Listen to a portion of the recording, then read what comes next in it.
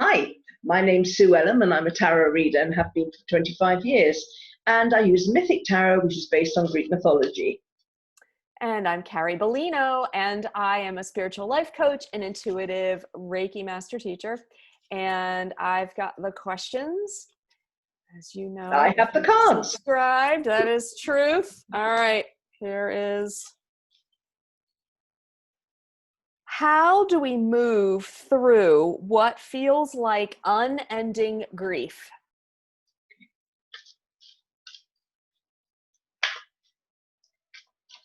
A lot of that out there right now. Yeah. And it's getting supported by other people's grief, isn't it? Mm-hmm.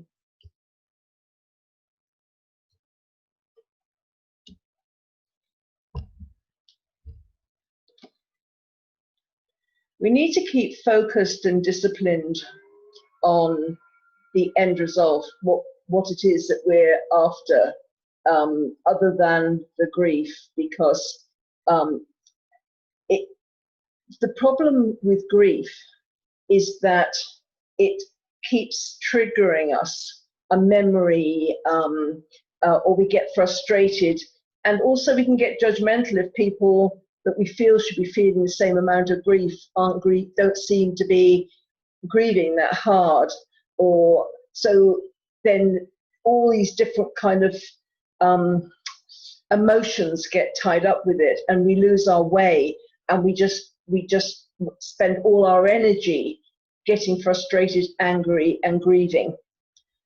So there has to be something else that we're after. But we also have to make decisions, and mature decisions, because other people are affected by the decisions we make. So we have to make a decision. Do we have a deadline for this grief of ours?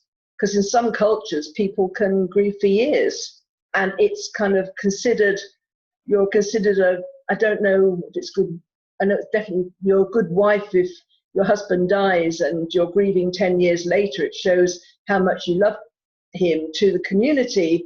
And I don't know if it goes the same the other way around. I really don't. But there's a certain tradition about grief as well, what's acceptable. And it's not about what you feel inside. It's more about how you're perceived by others, and how you're judged by others. So this is choices you've got to make. Is there going to be an ending to your grief, or are you going to hold it like a close friend for the rest of your life? And that is something that will definitely affect the people around you. There are other opportunities out there, and if you can keep the focus on life after grief, because unless you keep stoking the fire and you keep the memories fresh, and every day you wake up deciding to be full of grief and to be full of pain and anger, then that's the way your life will turn out. But if you can recognize that there's a purpose behind everything, however hard it is, and there is life beyond grief, then you'll be able to expand, you'll be shown a new way, a new journey to go on. And, I'm thinking of times when people they've had really happy marriages and they really love their spouses, and then one of them passes away and they think that's the ending of my life. But after a period of time, the pain kind of fades, and then maybe somebody else comes in, and it's a different life, but it's just as fulfilling as the first one. It doesn't mean that you loved the person, your first spouse, or your first partner any less, but it means that you're able to love again, and because we're still alive, and there needs to be a purpose for our life, not just to be wrapped up in a cocoon, grieving for the rest of it. Because then we also, in that way, we put the person we're grieving about, or whatever the situation is, we put it in a pedestal, and day by day, that person becomes more godlike, more spiritual. it's like any bad habits they had seem to get stifled, and it's only, and they become like an idol after a while, because we are so focused on the grief, and that we feel, oh, can't say that, they used to, throw their clothes around or whatever, because they're now passed on. So we give them a status beyond maybe the person they actually were, and we have we change our ideas and our belief systems about them because we've been in this grief, so we persuade ourselves differently. But there is life out there, new accomplishments, new kind of skills we can learn. And once we're prepared to take that path, grieve, yes, but grieve only as long as it feels right. And don't grieve because so-and-so down the road is going to judge you, because they have their own idea of how long you should grieve, or whether they expect everybody to grieve the certain time they did, or they're holding it like a banner, about grief. Grieve as long as is right for you, but be prepared to move on, because then through that grief you will learn something. There'll be, so who am I? What's my purpose? Why am I here on this planet? Because sometimes someone else's passing triggers us into our real purpose. I know when I was 24 years old, I had a really good friend, and she passed away. She died of leukemia, and she died the day before she was due to get married.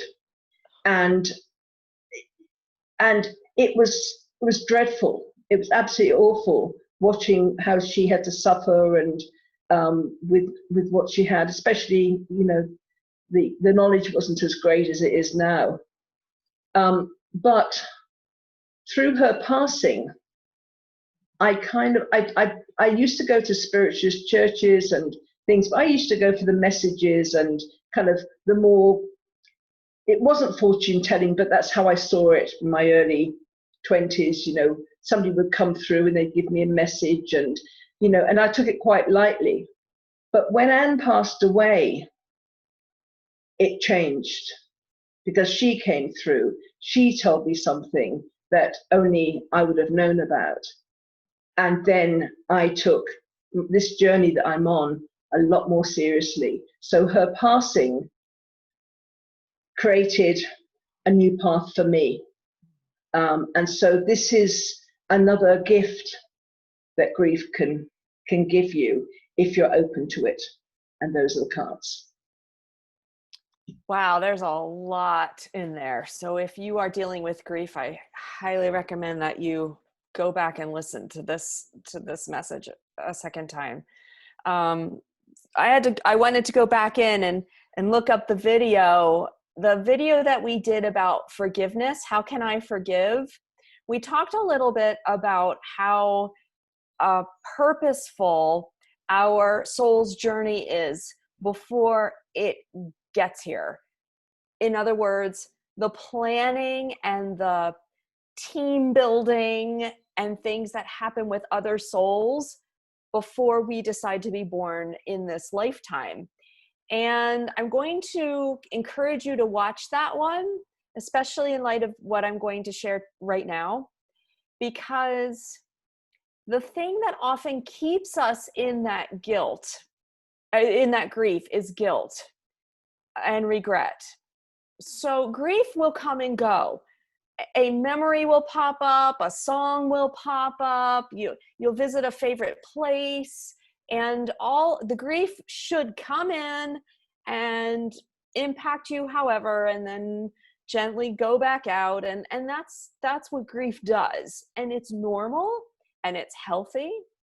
But when it is compounded with guilt and regret, it comes in, guilt and regret are triggered, and then it sticks with us. And we have a very hard time lifting that grief. So the reason I referenced that past video was because I believe that everything is the big things especially are very purposefully planned by us and by the people in our circle. So if someone passed in your life and you feel as if you didn't do the right thing, whether you didn't call the right doctor or you didn't go to the hospital fast enough, or whatever thing is triggering guilt or regret. Know that this person had a journey as well. And the two of you together have a journey. And nothing, no decision that you can make can affect that person's journey negatively. Meaning, if you were supposed to get to the hospital sooner, or you were supposed to call a different doctor, you would have. That's how a path works. The things unfold that are meant to unfold. So it's pointless to have any guilt or regret around a decision, because if the decision didn't prompt itself or the idea didn't come forward, it wasn't meant to be. It would have if that was the path you were supposed to take. So it's really time to allow the grief in and let it go without judging it, without following societal norms like Sue said, and don't worry about others judging it. We talked about laughter yesterday in our video, and I particularly brought up grief, laughter around grief, and maybe I knew this one was coming next. So it's okay. It's not irreverent to laugh about a person, about their antics, about their life, because it is healing of that grief and it does lift the guilt and regret. So please do your best not to carry guilt around decisions. Know that if they were supposed to unfold differently, they absolutely would have. And please share this video if it's meaningful to you. And I think I've said everything. So bye from me. Thank you. We'll see you tomorrow. Bye.